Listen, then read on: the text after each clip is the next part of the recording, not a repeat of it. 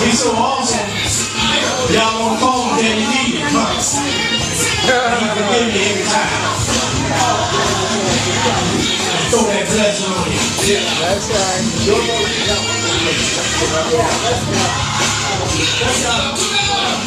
14:50 a.m. the heart and soul of Richmond.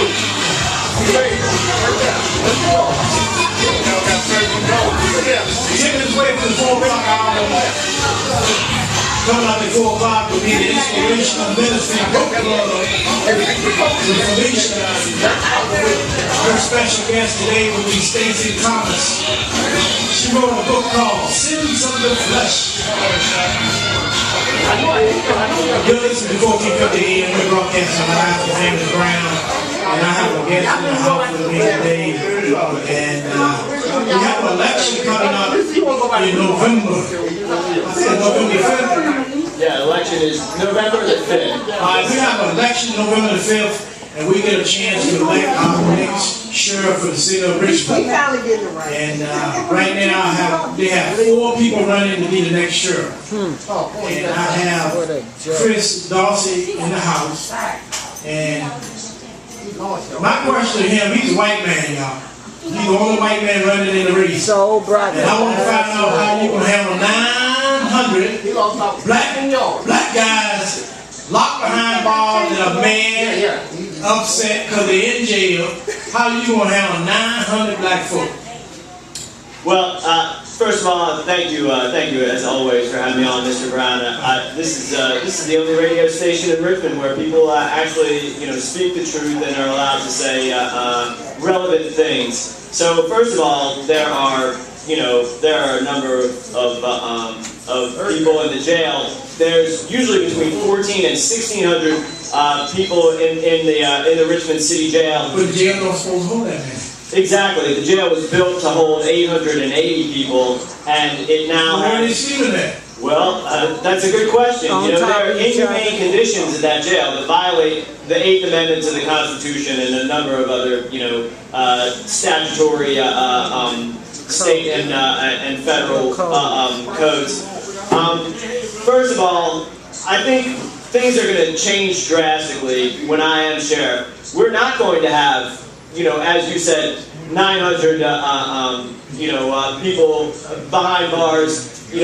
We're going to have a lot less. And I think the makeup of the jail... How are you going to have a lot less? Well, we're going to stop arresting people for simple possession of cannabis, or driving on a suspended license, or not being able to pay a fee and therefore remaining in jail and getting stuck in the system. We're not going to do that anymore. We're only going to incarcerate people who actually violate the law. So I think that there might be a lot more white people in this jail that I run than there will be now, because we're going to arrest the bankers and we're going to arrest the government officials. We're not going to arrest people for... White folks ain't going to vote for you talking like that. Well, whoever's going to vote for me is the person who's against corruption.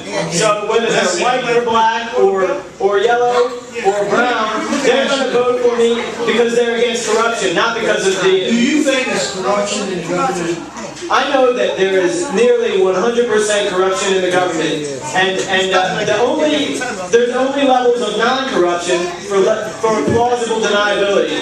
Our government is completely corrupt. Well, why do you think people don't speak? Well, not people, but why do our elected officials don't speak or tell about the corruption that they see, being that they're... Because they're just a part of the whole scam. I mean, the politicians, they're legislatures, but the corruption, it's covered up by the media. It's covered up by the newspaper. Well, you're not really controlled, and that's why we said at the beginning of the conversation, this is the only place where people will have relevant conversations about what's going on. Now, do you think it's fair that the city of Richmond is building a brand new jail and didn't get minority contractors to be part of the construction of a brand new jail? Well, I don't think anything that the government does is fair, and that's why I say the government is completely corrupt, and I provide evidence of this. And there's really no arguments against, the evidence that I've found and smarter people than myself have displayed to me. But what I'm saying is, when we're closing down schools in the city of Richmond, why is it that the biggest construction project in the history of the city goes to build a jail? Instead of educating people, the government of the city of Richmond is much more interested in incarcerating and locking people up. So I am the exact opposite. I'm much more interested in educating people, making people's lives better, rather than locking people up for any excuse possible. So we already have an overcrowded jail. It's already filled beyond capacity, so why build a bigger jail? All these other candidates, they run the other direction when they see me coming. They will never face me. I don't know how these people think that they can be sheriff of Richmond if they're afraid to talk about the United States Constitution and their complicity in violations of the United States Constitution. Now, how are you going to deal with a judge giving somebody some time and then send them to the jail to you to hold? What you going to say? We won't hold them. We won't hold them. We'll release them. I will swear an oath.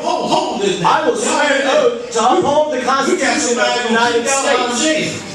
That's right. I will swear an oath to uphold the Constitution of the United States. And if somebody is locked up for driving on a suspended license, that's not a violation of the Constitution. And it does violate the 8th Amendment if the only thing keeping somebody in jail is their inability to pay a fine to get out. So if you go to court and the judge convict you of drunk driving and say, I'm going to give you 90 days, then when the paddy wagon comes from the courthouse to the city jail, what are you going to do? We're going to give everyone a jury trial, so things aren't going to go exactly the way they go now. For example, they had the wrong people on the jury like they did Trayvon Martin. Well, what I'm saying is, the Trayvon Martin trial, I have a lot of questions about the legitimacy of that trial. But what I'm saying is, the sheriff's office, they're the ones that run the jail. They're the ones that lock people up. So all I can do is what I can do, and that's uphold the Constitution of the United States. And if a judge violates the Constitution of the United States and unlawfully convicts someone to jail, then I will not abide by that system. The buck stops with the top constitutional officer in the city, and that's the sheriff of Richmond. So the sheriff can put a person on work release if he wants to. Well, the sheriff can do lots more than just that. The sheriff is the top constitutional officer in the city. That means the sheriff is the top law enforcement officer in the city. And no one is above the sheriff as far as enforcing the law. And what I comprehend about the law is in redundancy in the United States and Virginia constitutions, it says all power is vested and derived from the people. So do we have all power vested and derived in the people now, Mr. Brown? This is what I'm trying to find out. Do we have any power vested and derived in the people? No, we don't. Sure. If a judge sends someone to the jail, is it an option of the judge or the sheriff to put them on work release? That will depend on the situation that comes at hand. But what I am sure of, and I have copies of this you can find up on the internet, of my legal standing over top the 4th District Court of Appeals, and that's signed by federal Judge John Gibney. I'm confident in my legal standing above the federal court in the city of Richmond, and we have documentation of that. And what I know is I know and comprehend the law. And just because judges corrupt politicians like Mike Herring, and corrupt police officials don't comprehend the law, that's not going to stop me from enforcing it. So you're going to be a dangerous sheriff. That's right. I will only be dangerous to those who violate the law and commit treason against the people of the United States and the United States Constitution. So if you see a judge and you feel that the judge is not doing his duty, because a lot of times when a black person goes in front of a judge, they'll get 10 years, and a white person goes in front of a judge, they'll get probation on 30 days, plea bargain. Not anymore. So if you see a judge giving more time to black youth, and you don't feel that the judge is giving the necessary time that it should have gave less time, what would you do as a sheriff? I would begin an investigation, and I would enforce the law. If that is in fact the case, then that judge will go to jail. That's right. They can be found because that's a guilty, violation of the Constitution as well. It says equal protection under the law in the 14th Amendment. So if somebody's not giving equal protection under the law, that's a violation of the Constitution. That's a violation of Article 3 of the Constitution. So would you, some of the inmates that are there now, would you be letting inmates out? If they're in for non-violent drug charges, they will be released immediately. Right. The war on drugs will cease. The war on drugs will end. The war on drugs is controlled by the institutions that control the United States government. For example, the United States military guards the poppy plants in Afghanistan, the Central Intelligence Agency, exports the heroin, and the FBI and the ATF and the DEA distribute it onto the streets. The same goes with Colombia and cocaine. So what you saying that when you become sheriff, the first thing you're going to do is look at all the inmates in the jail. That's right. And the ones that don't need to be in jail, that's right, you're going to release. Hallelujah. We're going to do a lot of things at the same time, and another thing we're going to do is we're going to enforce Title 31 of U.S. Code, which calls for a yearly audit of the Federal Reserve banking system.